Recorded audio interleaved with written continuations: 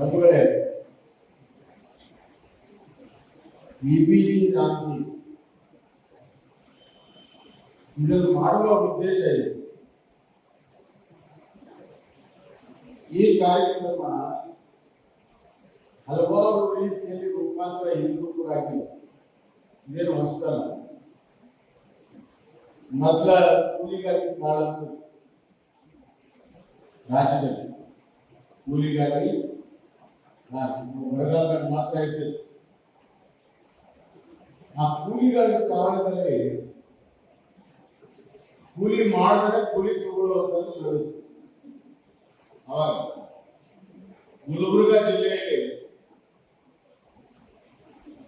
ಹಿಂದಿನ ಮುಖ್ಯಮಂತ್ರಿಯಾದಂಥ ವೀರೇಂದ್ರ ಪಾಟೀಲ್ ಹೆಸರಲ್ಲಿ ಕೂಲಿಯನ್ನ ಎತ್ತಿದ್ರು.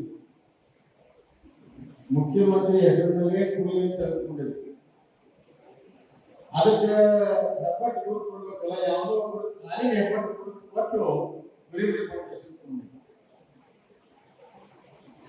ರಂಗೋಲಿ ತೆಳೆದ ಸುಡುವಂತ ಜನ ನಮ್ಮಲ್ಲಿಲ್ಲ. ಅದಾದ್ಮೇಲೆ ರೋಜ್ಗಾರ್ ಯೋಜನೆ ಬಂತು. ಇದು ಬಹಳ ವರ್ಷ ಆಯ್ತು. ಅದಾದ್ಮೇಲೆ ಜವಾಹರ್ ರೋಜ್ಗಾರ್ ಯೋಜನೆ ಅಂತ ಇಂದಿರಾ ಗಾಂಧಿ ಹೆಸರು. ಅದಕ್ಕೆ Nehru employment rural employment scheme ಅಂತ ಅದಕ್ಕೆ ನರೇಗಾ ಇಲೆಕ್ಷನ್ ಆದ್ರೆ 2004 ಅದಕ್ಕೆ ಮಹಾತ್ಮ ಗಾಂಧಿ, ಯಾಕಂದ್ರೆ ನೆಹರು ಹೆಸರು ಓಡೋದು ಅಂತ ಹೇಳಿ ಮಹಾತ್ಮ ಗಾಂಧಿ ಹೆಸರು. ಸುಮಾರು 25 ವರ್ಷ ಈ ನರೇಗಾ ಇದೆ.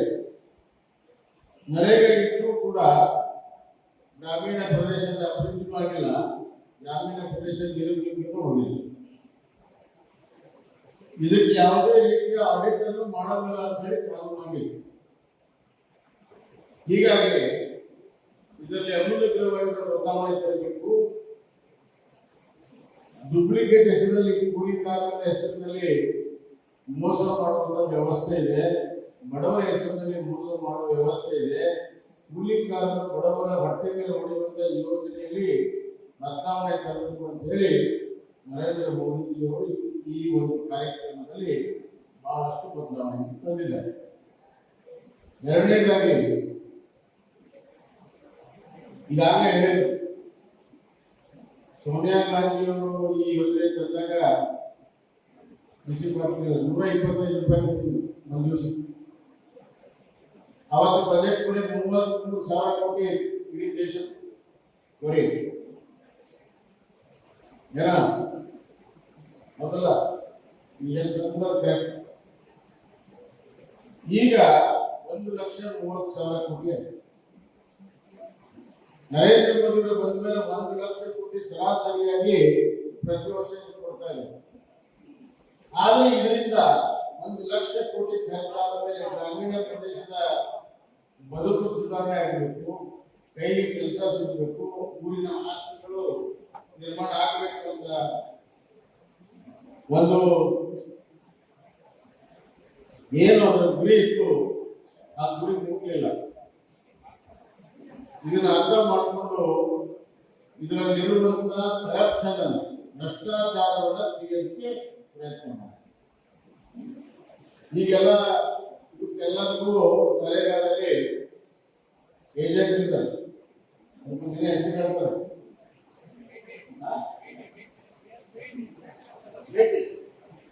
ಮೇಟಿ ಅಂತ ಭ್ರಷ್ಟಾಚಾರದ ಏಜೆಂಟ್ ಮೇಟಿ ಅಂತ ಹೆಸರಿಟ್ಟಾರೆ. ಅವ ಎಲ್ಲ ಕೂಲಿಕಾರ ಹೆಸರು ತಗೊಳ್ಳೋದು, ಅವನ ಕೊಡೋದು, ಅವನ ಯಾರು ಕೂಲಿ ಬಂದಿರ್ತಾರೆ ಅವ್ರ ಹೆಸರು ಬರ್ತದೆ. ಆಮೇಲೆ ಏನ್ ಮಾಡೋದು ಅಂತಂದ್ರೆ ಅವ್ರ ಅಕೌಂಟ್ಗೆ ಹೋದ ತಕ್ಷಣ ನೀವು ವಿಡ್ರಾ ಮಾಡೋದು, ಒಂದು 5% 10% ಕೊಟ್ಟು ವಿಡ್ರಾ ಮಾಡೋದು.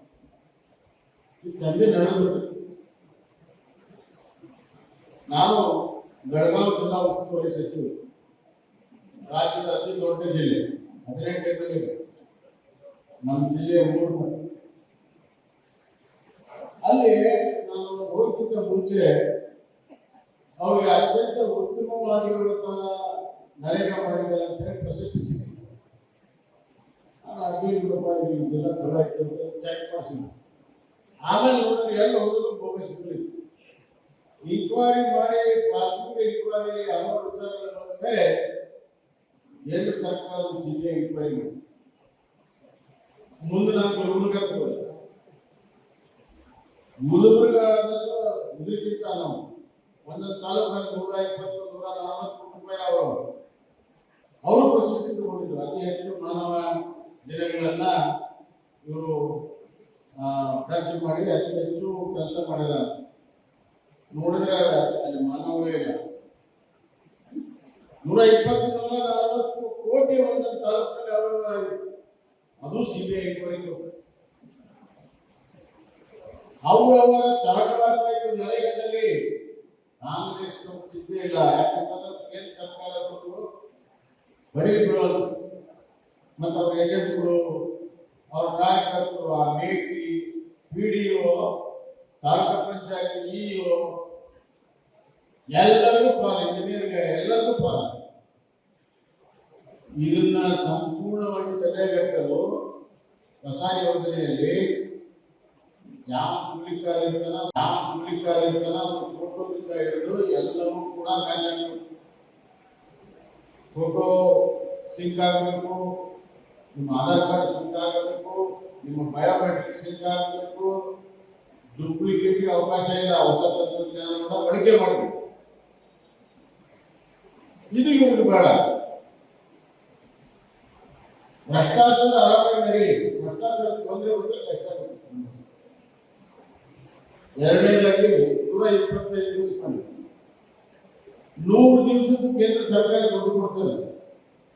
25 ದಿವಸಕ್ಕೆ ನೀವು ಕೊಡ್ರಿ ಅಂತಂದ್ರೆ ಫೇಲ್ ಆಗ್ತಾ ಇದೆ.